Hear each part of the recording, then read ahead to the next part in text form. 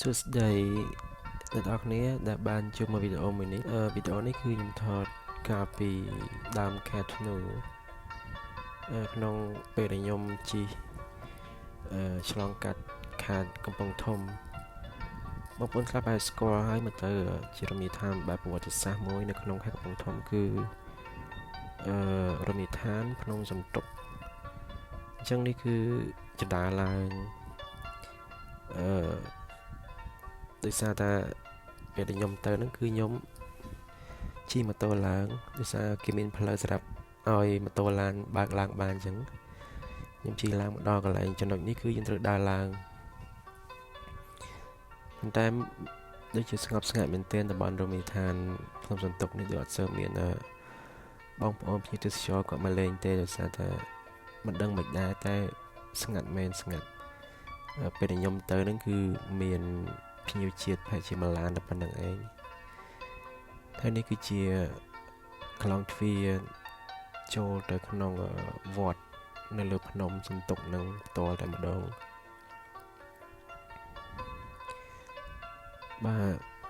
មុននឹងចូលខ្ញុំក៏បានអុជធូបបួងសួងសូមសេចក្តីសុខពី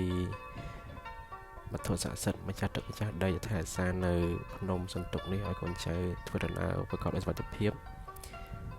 បន្ទាប់ពីបានទស្សនារមណីយដ្ឋានវត្តសាស្ត្រនេះហើយបាទគឺតកតងនឹងទីតាំងគឺស្ងប់ស្ងាត់ល្អមែនទែនសម្រាប់អ្នកចូលចិត្ត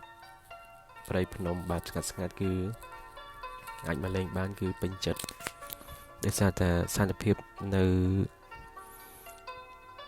តំបន់នេះគឺវាធម្មជាតិមានព្រៃឈើមានភ្នំហើយខ្យល់អាកាសត្រជាក់ស្ងប់ស្ងាត់ល្អ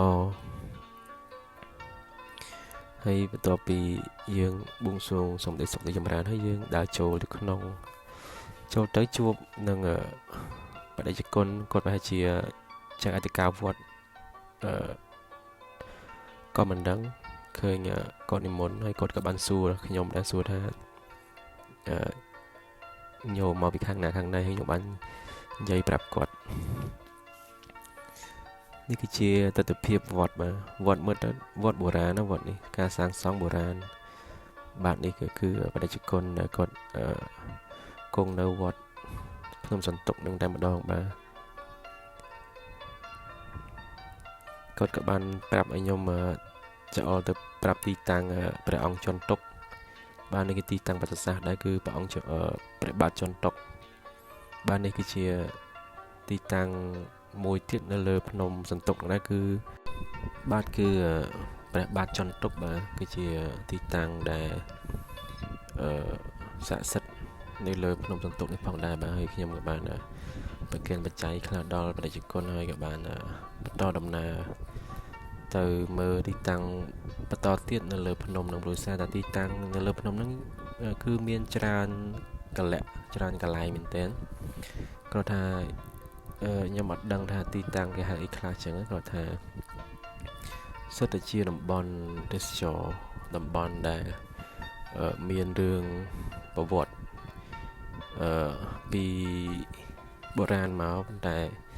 ដោយសារខ្ញុំអត់ទាន់បានស្រាវជ្រាវតាក់ទងនឹងតំបន់ហ្នឹងពីអញ្ចឹងទៅក៏បានត្រឹមតែមកថតវីដេអូចែកជូនដល់បងប្អូនដែលបានចូលមើលគ្រាន់កំសាន្តអារម្មណ៍ហើយសង្ឃឹមថាបងប្អូននឹងអាចមានពេលមួយគួរតែចំណាយពេលដើម្បីមកទស្សនាទីតាំងរមណីយដ្ឋាននេះផងដែរបាទដើម្បីជាការស្វែងយល់អំពីវត្តសាស្ត្រខ្មែរផងនិងជា